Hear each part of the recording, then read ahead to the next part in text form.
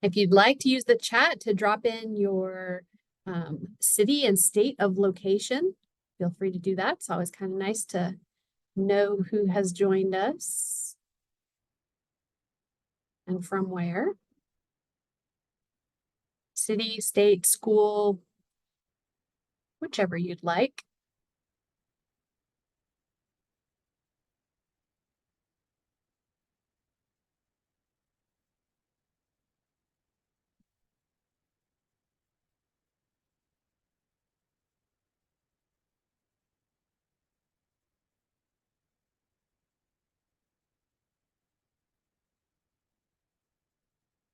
Wonderful. Indiana, North Dakota,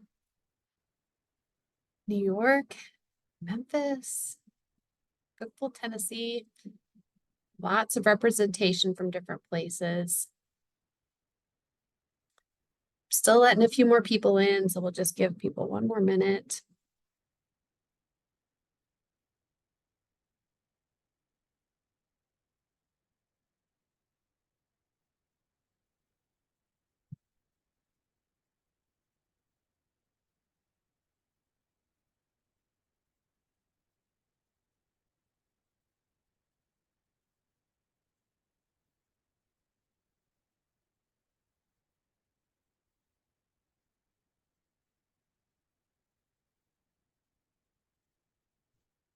Welcome, welcome.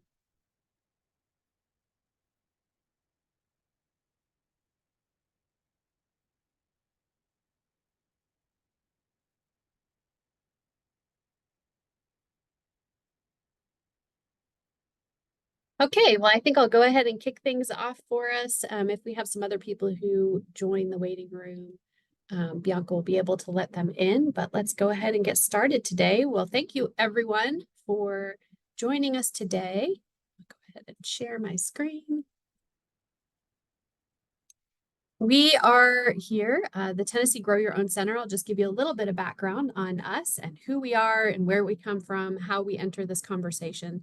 So the Tennessee Grow Your Own Center came into existence about 1.5 years ago because of a grant from the Tennessee Department of Education to the University of Tennessee system. And our charge was to provide technical assistance, innovation, and support to the state of Tennessee's teachers to strengthen the educator workforce development pipeline through a variety of strategies. But the main strategy that we are focused on implementing over this last 1.5 years has been the teacher apprenticeship strategy.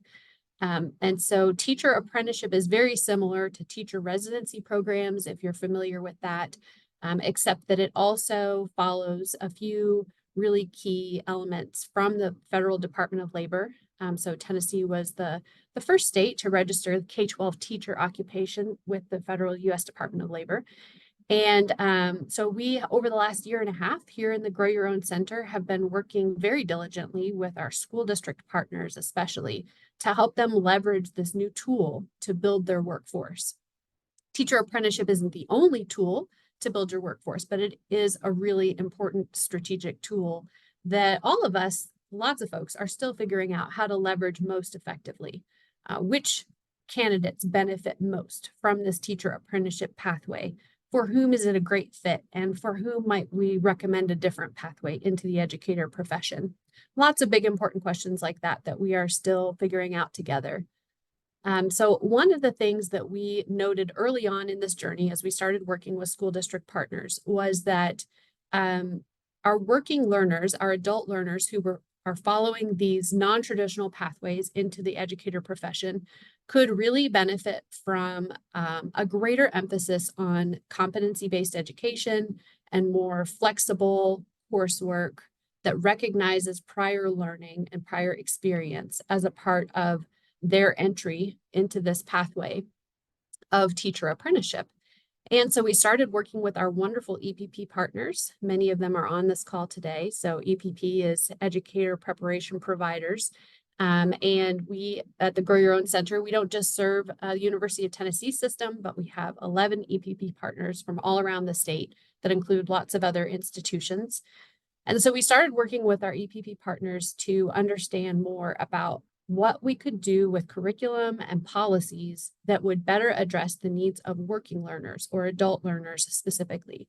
For some of our schools, our colleges, this was a newer population, especially to have in a bachelor's pathway. They were used to working adults maybe being in graduate programs, but as we were trying to implement some of this work at the bachelor's level, that was a little bit more new for folks. So what were some of the things that we could start doing or learning more about to serve this population even better? We identified 7 strategies, and this webinar series is going to be all about walking through those 7 strategies. If we implemented these 7 strategies in our EPPs, how could we serve working adult learners more effectively, specifically in teacher apprenticeship, but also in residency programs and other types of programs for working learners? So that's the big picture context for why we're all here today. Smaller picture, zooming in, what is it we're going to learn about? We are going to hear from a couple of different folks, which I'm super excited about, a student and also a faculty leader from Illinois. And then we're going to learn more about a report that came from CAEL. I'll hit some highlights from that report. We have a few survey results from our EPP leaders here in Tennessee to understand specifically more about how to kind of bust the barrier of GPA, SAT, and transfer credit. What are some of the things being done that can kind of be a barrier buster there? So that's where we're headed today. I'm excited to dive in with you. And first up, we are going to meet a learner who my colleague Bianca Pratt is going to interview. And I won't say much because I want them to do the talking to tell Brian's story. So Bianca, I'll turn it over to you. Thank you, Erin. And Brian, are you here today? I don't see him in our list of participants. Okay. So well, maybe he will join us a little bit late. Brian is a working teacher, so yeah. You know how life is in K-12. There are things that happen that interrupt your day and your life. So we will move on in the agenda then, and we will catch Brian, hopefully, if he's able to join us in a little bit. So Bianca, I'll let you keep going. All right. Thank you, Erin. So hopefully we will get to hear from Brian later, and he really highlights the importance of one of the 7 strategies that Erin was speaking to about programming for working learners and having courses and classes that are available around his working schedule and the supports that were really important for his success. Another strategy that we've identified as supporting working learners is competency-based education, CBE. Competency-based education really is focused on actual student learning and the application of that learning rather than only time spent in class or time spent on material. Progress is measured through a system of rigorous assessments in which learners prove they've mastered the knowledge and skills required for a particular competency or area of study. So time is variable and the learning is fixed.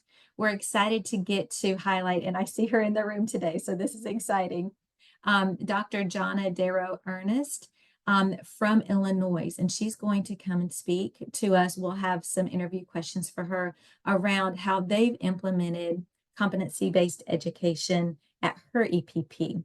So welcome, Dr. Ernst. Thank you for your time today.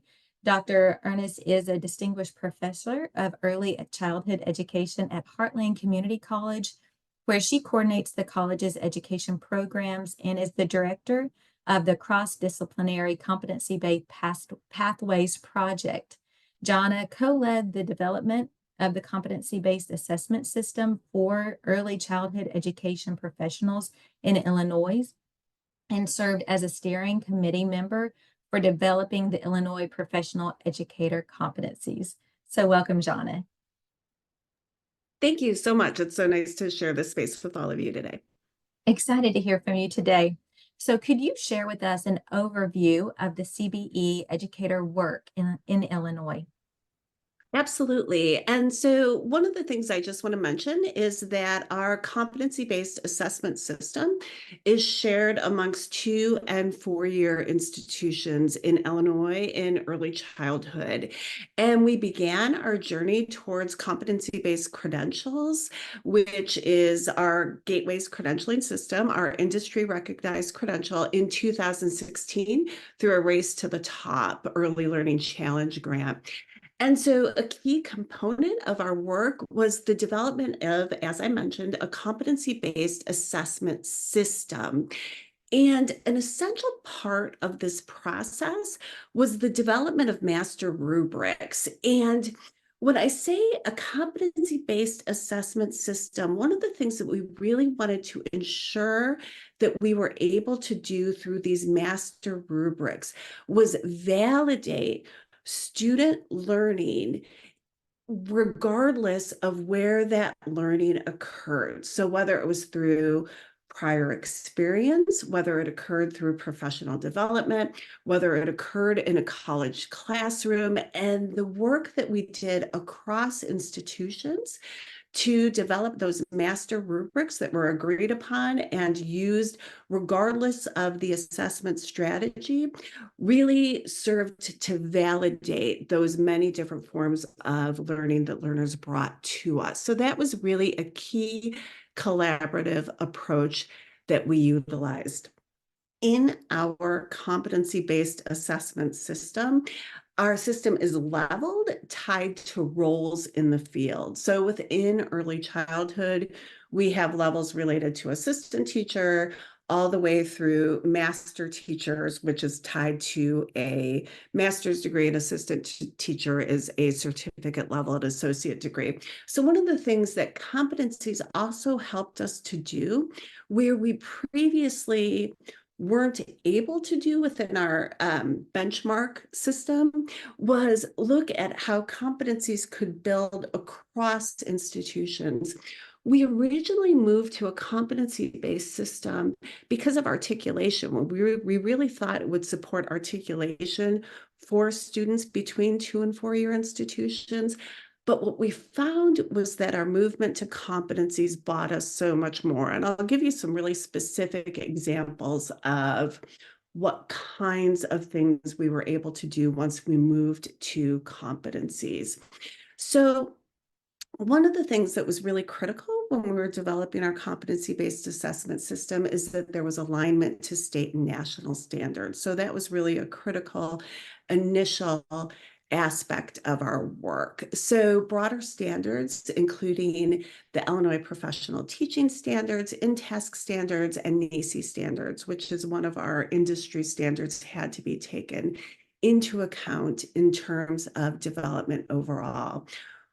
Once we really had these competencies in place and had ensured broad buy-in between 2- and 4-year institutions, one of the things that we recognized that we didn't necessarily see at first were opportunities across the field. So some of the things that we started to do were to develop course curriculum modules, which I know is one of the things that the Tennessee Project is looking at. So how can we, and I also know I'm being intentional with the language I'm using because I'm also about to use the term modularization. And I know that there are different terms that kind of in different contexts mean different things. So course curriculum modules was taking competencies and breaking them into modules that could be used for formative and summative assessments within the context of each module. Again, we had faculty from 2- and 4-year institutions come together and work on these modules for broad agreement. We have a toolbox that's readily accessible to all faculty to utilize these modules freely. We also supported modularization across the state. And modularization was the breaking apart of courses to align to competencies. And this is very much kind of I think of it as a macro level backwards design process. So we think of backwards design in terms of assessment. This is really taking your courses and thinking of what assessments align to individual competencies, and breaking apart your courses for those alignments. And that really turned out to be an incredibly important strategy, especially when we thought about prior learning assessment. When we thought about individual learning journeys and prior learning assessment and where competencies were embedded in courses, we found that if we had 3 or 4 competencies embedded in courses and an individual was coming in potentially earning 1 or 2 competencies, if we hadn't broken apart those courses, that limited their access to the scope of credit they could potentially attain. What some institutions wound up doing was independent studies, for example, where then learners would have to repeat courses. By modularizing and breaking out to align competencies to credit, we were really able to support learners in attaining competencies that were aligned to credit opportunities. So modularization was incredibly important. I mentioned prior learning. Our competency-based assessment strategy, again, supported us in recognizing assessment of student learning regardless of where it had come from with that agreed upon master rubric system. We're also able, now we have a statewide apprenticeship pilot project, and those agreed upon underlying rubrics are really supporting us in marrying what's happening in the context of the apprenticeship work and what's happening in the college classroom, and that ability to really individualize that apprenticeship work based on assessment and what learners already know and are able to do and what knowledge they need to continuously develop to meet the required course content. So I'm going to pause there and ask if there are any questions or clarification I can offer.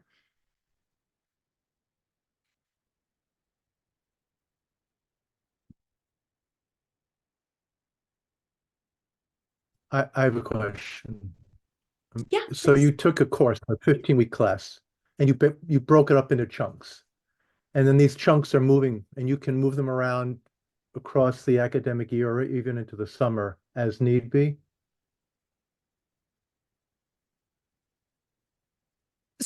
So yes, yes. So we took a 15-week course. And so, for example, I'll take one of our common courses is child growth and development. And child growth and development, for example, might have 5 competencies in it. And so a learner who would come through our traditional course curriculum and encounter those 5 competencies, we'll just go through all 5 competencies. We've broken into 2 courses that also have 2 competencies and 3 competencies in it. 2 competencies can potentially be accessed through prior learning assessment at level 2. Those remaining 3 competencies can be accessed. And when you say, what gave me a little bit of pause is that could it be moved around and offered at any point in time? Sort of, we have 8-week and 4-week offerings, so we're tied to that, but there's a little bit more flexibility. So once individuals take PLA, if they're successful, they can take the latter part of that class at the next time it's offered within the constructs of our particular course calendar. And there are other institutions in Illinois that have set it up in a similar way. Great, that makes sense. Thank you. Okay, thank you. Any other clarifications or questions? Sure. How do you handle the course fees in terms of credit hours when you modularize? One of the really tricky things prior to modularization was that we didn't have a way to handle if someone were to demonstrate prior learning credit, we didn't have an opportunity to recognize that within our existing curriculum. And as I mentioned, there are a lot of institutions who haven't modularized that look to independent studies, for example. because we've modularized, if we took a 3-credit-hour course, and again, I'll just use that as an example, and broke it into 2 credit hours and 1 credit hour, the course fees and credit follow that same structure. So that 2-credit-hour PLA course follows our PLA policies at our institutions, where a student would pay the cost of PLA, and should they pass, they earn those 2 credit hours, and then that remaining 1 credit hour follows our policies for general credit hour courses.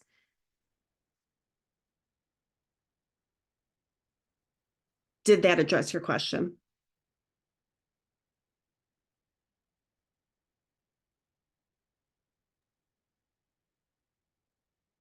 All right, I'm going to move us to the second question. Okay, That was thank you. great, Johnna. Thank you. What are some common barriers to the program entry that you've observed, and how did this address those barriers?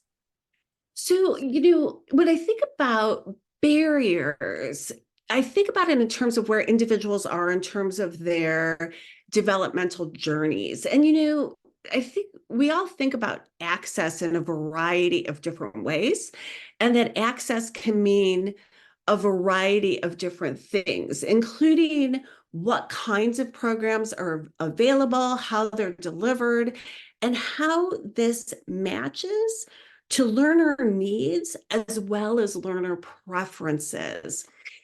And an important reality is that accessible programs need far more than just thinking about modality. And so we have a lot of learners, and increasingly we're finding more and more learners prefer the online modality, and that one of the things that is important for us to do is to build in a range of supports that are responsive to the unique needs that learners who prefer that modality present. And so one of the things we spend a lot of time thinking about is that not only how do we make our programs accessible, but once students are in, how do we ensure that access is presented in terms of their unique individual needs?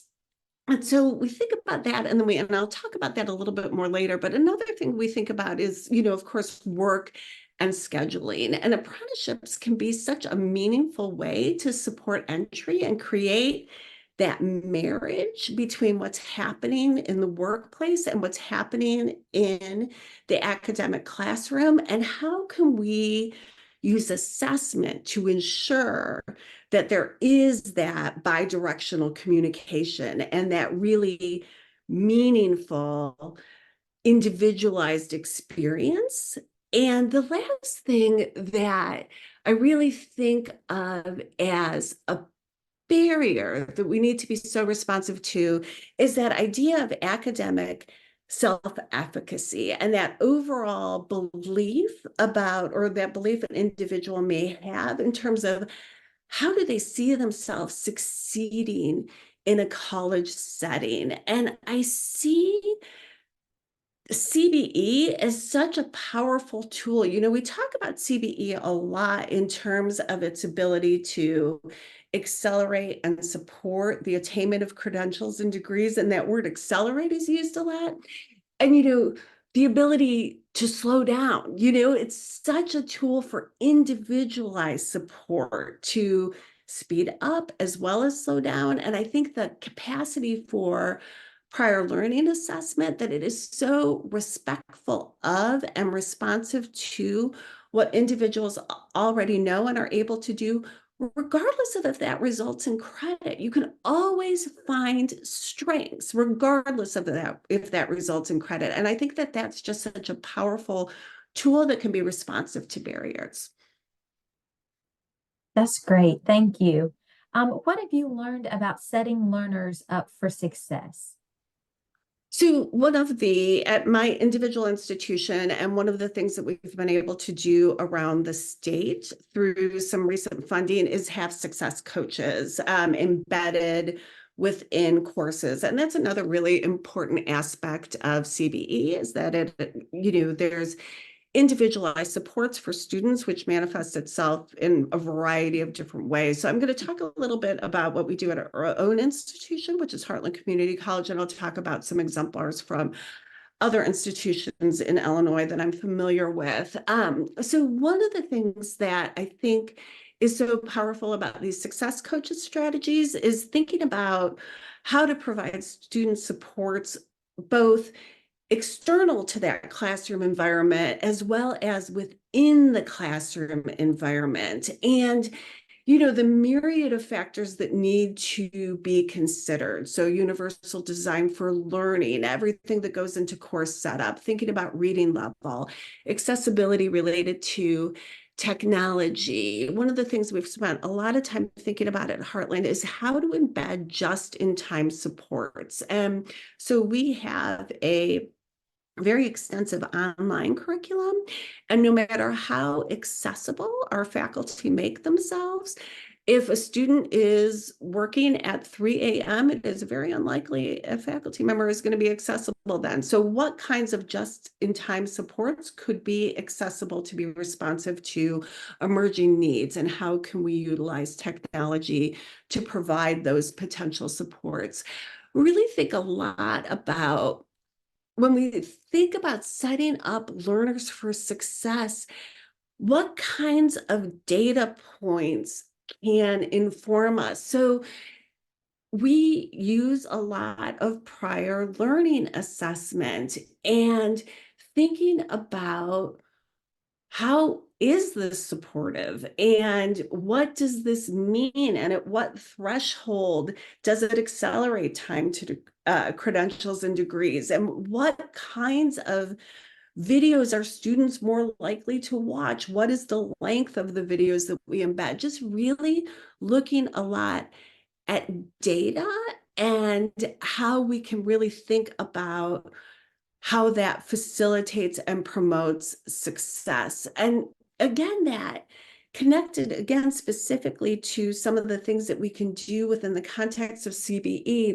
I think again, that academic self-efficacy and those tools such as prior learning. I'll just mention again, one of the things that we did at my institution and one other institution in Illinois was connect our learners in early childhood to general education cohorts, and then really look at, did that increase their level of success in classes that had historically been more challenging, which included required general education, English, and math classes. And we found the answer was a resounding yes. But so really looking at what kind of levers were most supportive for these specific populations. That's great. Thank you. And then lastly, how do you address readiness for college level learning? So one of the strategies that we have used that I think has been most beneficial, and again, I'll connect it to that idea of embedded supports within the classroom. When we modularized our curriculum, we provided access to the level 2. And again, when we talk about level 2, we're talking about individuals who are preparing to be assistant teachers in early childhood classrooms, while individuals are still taking potentially developmental reading and English courses. And because we provided access to those courses, one of the things that we wanted to really think about was how we could concurrently strengthen those English and reading skills, or those literacy skills, at the same time that they were taking those courses. And we think about that across all those courses, but we really wanted to embed support. So we thought about the idea of technology, embedded tutors, chat boxes. How could we really create an environment that addressed readiness within the context of the classroom? We also address readiness through continuous partnerships with our high school curriculum, looking at those seamless transitions, looking at dual credit opportunities and what learning means across the curriculum, and how we can ensure that if individuals are looking at a professional educator license here, how can we start in high school, community college, whatever entry point and beyond, to ensure that they're receiving the just supports they need at different points in the curriculum to ensure success. So we have a lot of discussion that really respond to that developmental continuum of learners. That's great. Thank you so much for your insights today, Johnna. And Erin, I'll turn it back over to you.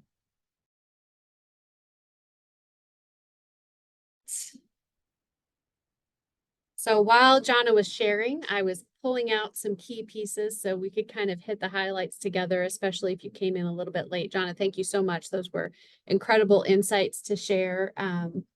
So some things that I heard Johnna say, their CBE assessment system is shared between 2- and 4-year institutions. I love that. That helps with articulation, transfer of credit, just folks being on the same page when it comes to helping make those transitions as seamless as possible for learners. We validate learning regardless of where it occurs. We support articulation for students, modularization of curriculum across the state, which is very much a part of what we're doing with our RTAPS ICBTE project here in Tennessee, modularizing that teacher education curriculum in alignment with standards.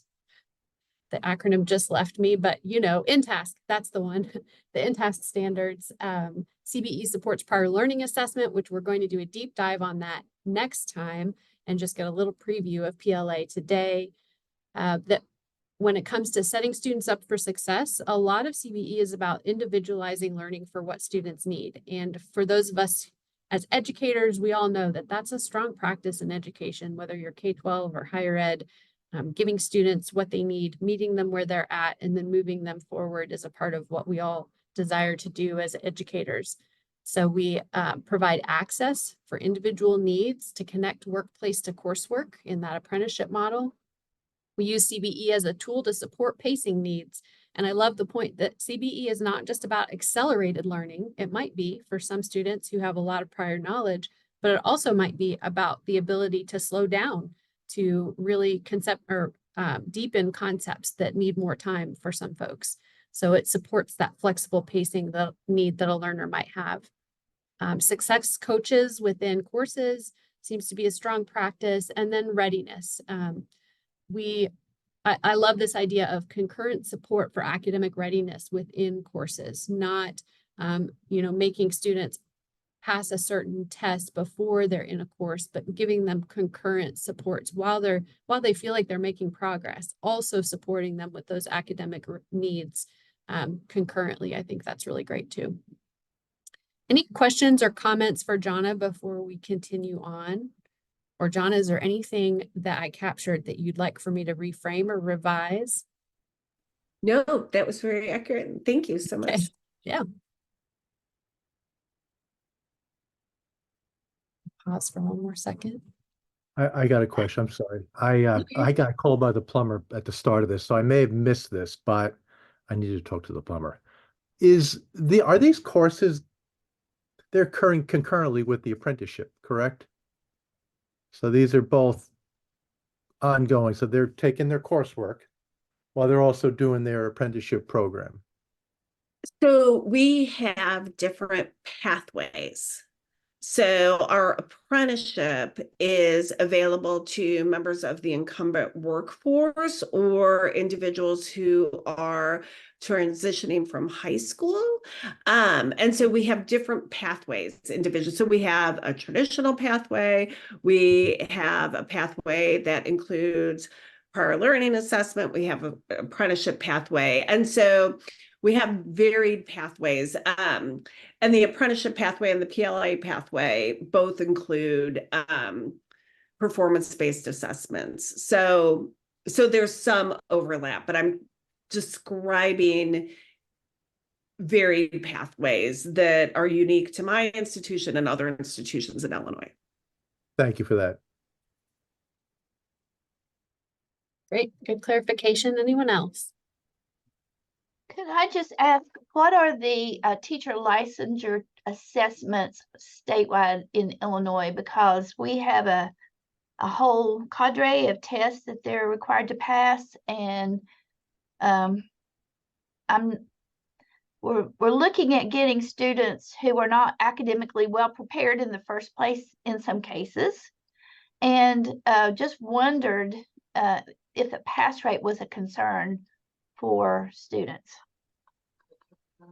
So yes, we have a variety of assessments as well.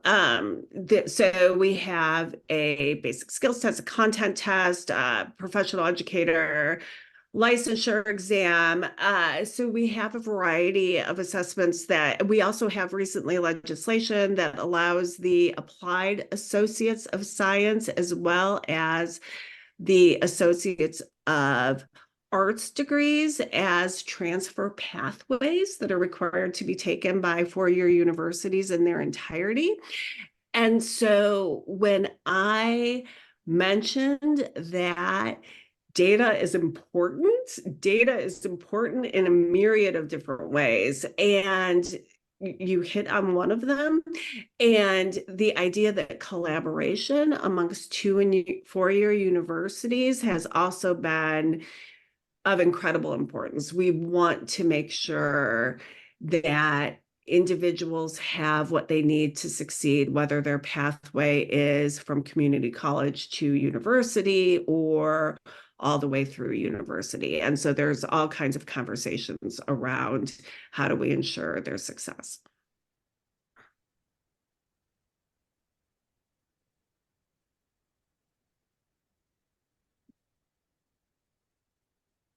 All right. Well, thanks, Johnna. Some conversation and discussion. So we asked our EPPs here in Tennessee to transition now a little bit to the state level.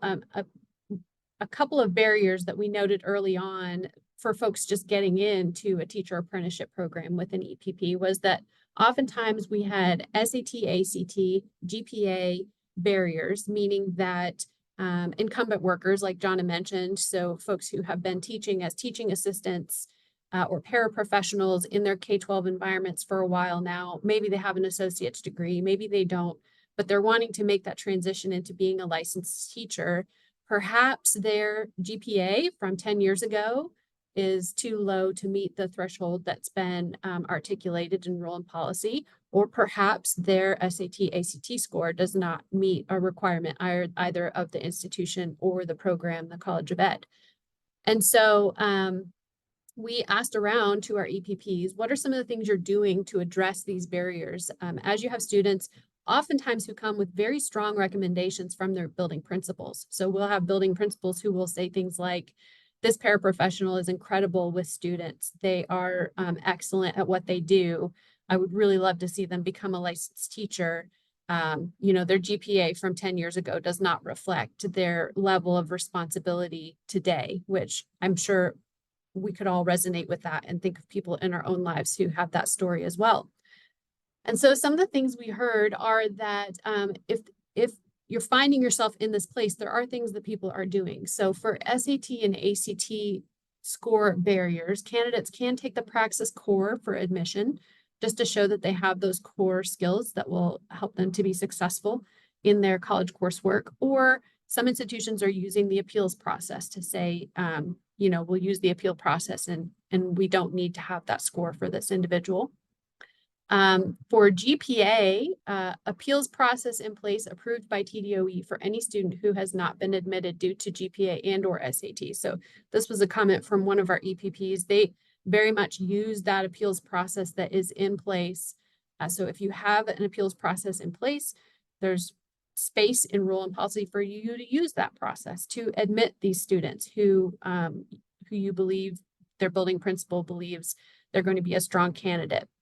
And some of our institutions are doing things like getting recommendations from the building candidate or having an interview with students. So alternative methods to figure out whether the student is going to be able to persist, whether they're a strong candidate, instead of using GPA, SAT, ACT. Just know that those options are available and being used by folks. When it comes to transfer credit, one of the things that our institutions have noted is that teacher apprentices often come into these programs. These are adult working learners. They have a lot more transfer credit than what our institutions are used to seeing. Our institutions are used to maybe enrolling undergraduate students straight from high school who have some dual credit, but they're not used to evaluating transcripts from 4 different universities across 15 years of time in multiple states, some of them large national, some of them small regional, ACE credit, lots of different types of credit that folks are seeing. So this is an area where our institutions probably need some support. They need us to ask questions about what we're seeing in terms of transfer credit, and ask questions about, why this credit would be granted for this course and not this, and to just provide some support around what folks are seeing and how we might be able to award credit for those things.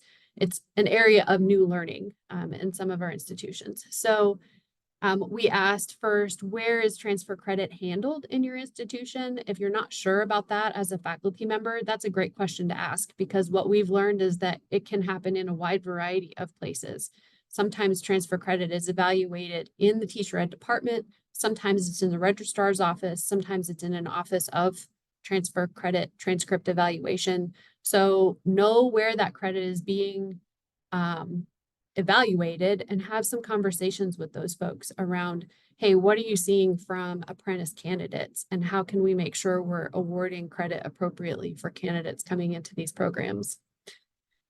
There are also, if your program is growing and large and that process of evaluating transfer credit is becoming burdensome, it's overwhelming the staff that are available, and it takes a lot of time, there are transcript evaluation services out there. There are vendors and tools that help with this that can make it more efficient.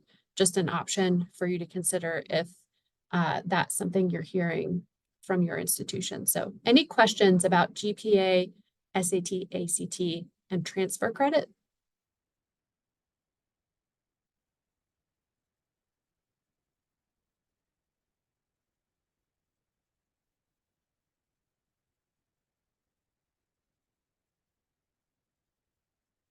Okay, very good.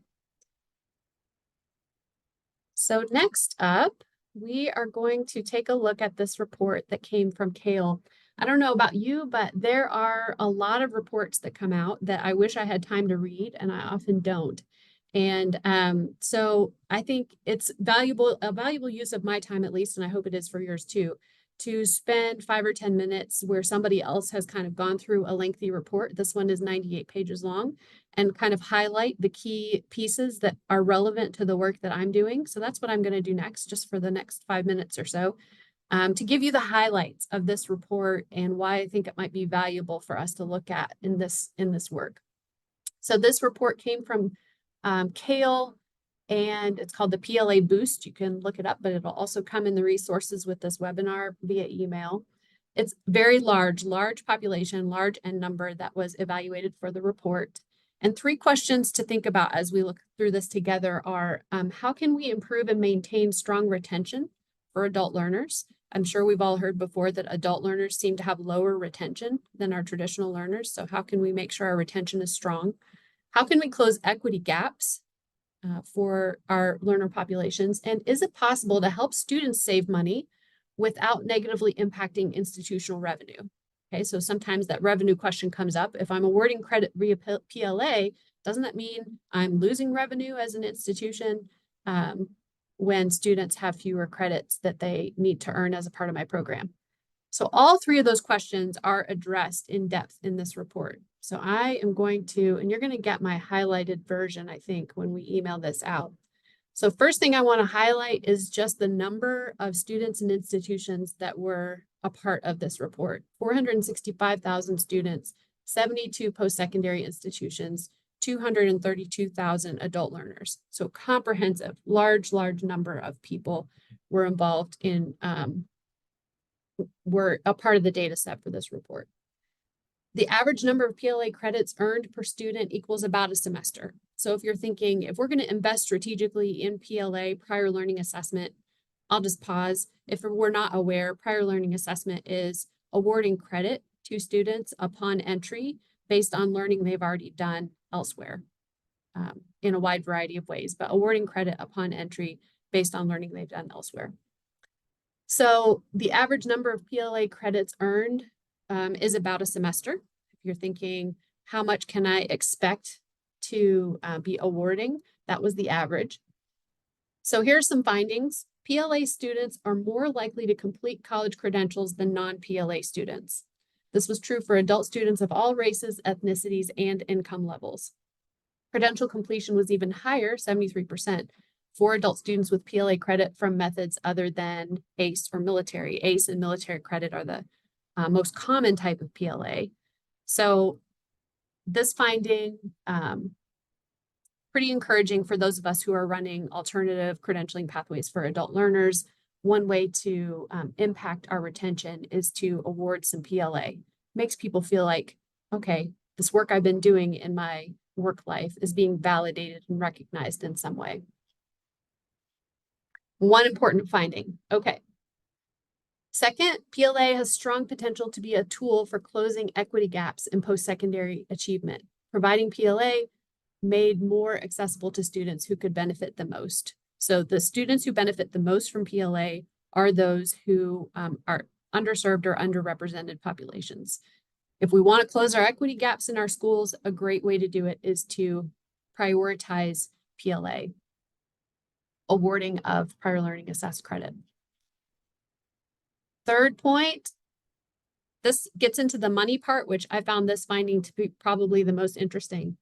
Adult students save time and money from earning PLA. That makes sense, right? So on average, at two-year institutions, students saved about $1,400, $3,700 at 4 years, $10,000 at privates, $6,000 at for-profits. Significant savings for students, right, from having PLA awarded. That might cause us to wonder, well, isn't that a whole bunch of lost revenue for the institution? But actually, it's the opposite that they found in the study. So because PLA students are so much more likely to persist and complete, they end up earning more college credits through regular course taking at their institutions than non-PLA students. So on average, they're earning 17.6 more credit hours when they are awarded PLA. So they actually financially benefit the institution, even though they are being provided with credits via PLA at the outset when they start their degree. I thought that was pretty interesting. Makes a compelling case when we're trying to talk to our faculty colleagues about offering more prior learning assessed credit or using that strategy more readily. And our colleagues want to say, but won't that shut us down?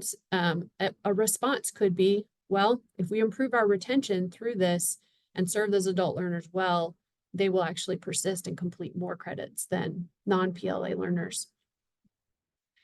So let's say that we wanted to implement some of these strategies. This report also provides some really tangible recommendations that we can all take back to our institutions and our departments and think through which of these recommendations could we start to implement at our institution. So here are some examples.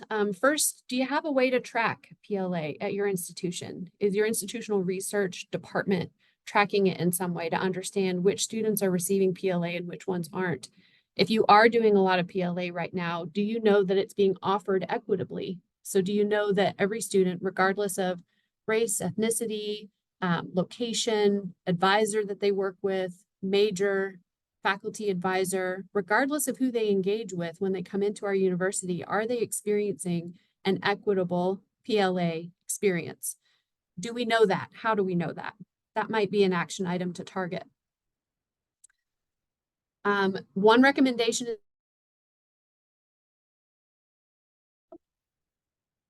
to make PLA a mandatory component of adult advising.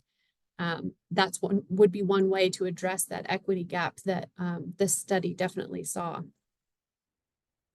Proactive advising to discover work-related skills. So as advisors interact with our apprentice candidates, they could proactively be asking apprentice candidates about, you know, how long have you worked in a K-12 setting? What have been your roles while you've been in that setting? And with the intent of then saying, you might be eligible for some PLA, being more proactive about it as opposed to waiting for the student to find a policy on a website and ask us about gaining some prior learning assessed credit.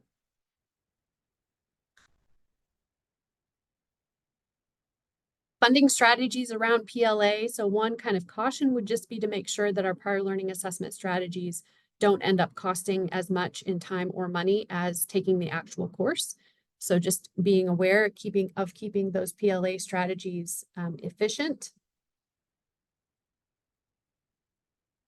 Policy recommendations are included in this report. So especially for a university system, do we have policies in place to keep some consistency among our institutions?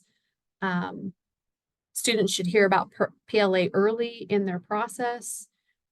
We should expand the range of coursework for which PLA can be applied. We should establish policies to accept PLA credit awarded by other institutions. So if a student comes to us with PLA on a transcript, are we accepting that, or are we making them reassess that learning all over again? And then there's just a few more recommendations here. I won't go through all of these, but just know that really practical things that we can take back to our institutions and implement, depending on, you know, your level of influence and who you engage with at your institution. We'll make sure this report heads your way after the webinar. But as you hear those recommendations, curious to hear from you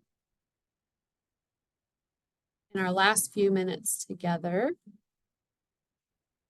Based on what you heard from Johnna, what you heard from our survey, what you heard from the CAEL report, what might be some potential next steps that could be taken to serve teacher apprentices and other working learners to reduce barriers to entry? So I'm curious what could be, if you're thinking about some tangible next steps that you might take, if you could drop a couple of things into the chat, note a couple of next steps for you in the chat, maybe it's something you want to learn more about, or a question you want to ask, or a topic you want to raise at your next curriculum committee meeting or your next faculty meeting in your department. Or if you'd like to come off mute and you're super excited about something, or you have a question or a thought to share and you just think, I want to tell people about this, please do that.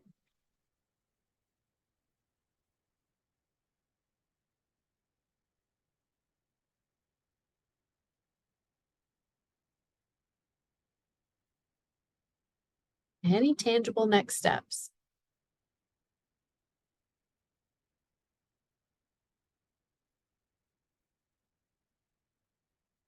Yes, great question. EPP appeals process affecting TDOE report card data.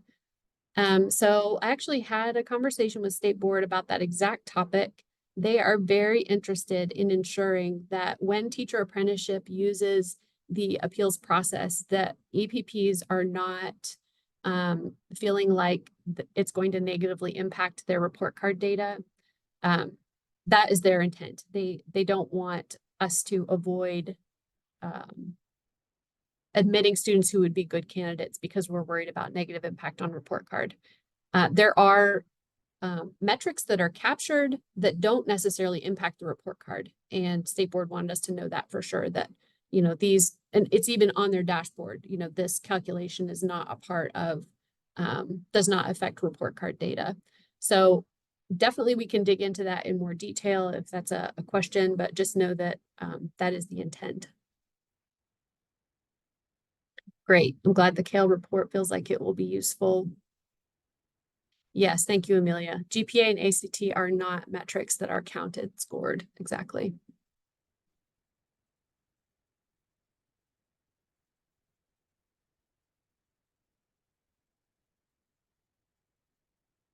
All right. Any other questions, comments?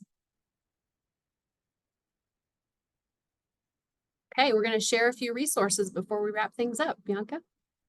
Thanks, Erin. So we've got a couple of really great resources that can be really practical for you in your endeavors in supporting working learners and thinking about reducing barriers. So where we are right now is really talking about those barriers to entry. This is an A&M resource that we'll share out, and it's a CBE journey map. And so this is a really practical step-by-step for the journey of the student. And so you can see where we are today. We talked about reducing those barriers. And our next time together, we'll dive more into awarding credit for learning, just like the PLA discussion that we're having right now. So we really encourage you to take a look at this resource and see the student journey map It really gives some good insights and specific next steps for students and for EPPs as you're considering how you're supporting those working learners. Again, that'll be included in our follow-up email, along with some other resources that can help you support your working learners. From the Tennessee Grow Your Own Center, we have a mentor guide, an aspiring apprentice checklist, and a persona profiles, which is a project that we began our work on to really see what are the needs of working learners and how can we address those. That's where we came up with the 7 strategies to support working learners, was directly from that persona profile work. We also have some great resources from Johnna in Illinois, the CAEL report, and again, that resource from Texas A&M for the student journey map. Don't forget our webinar 2 to register for that.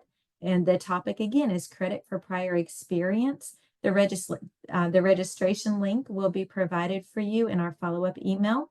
We thank you for your time today, for your conversation and collaboration. And thank you to our guests for coming in and speaking as well. Have a great afternoon, and we'll see you for webinar 2. Bye-bye.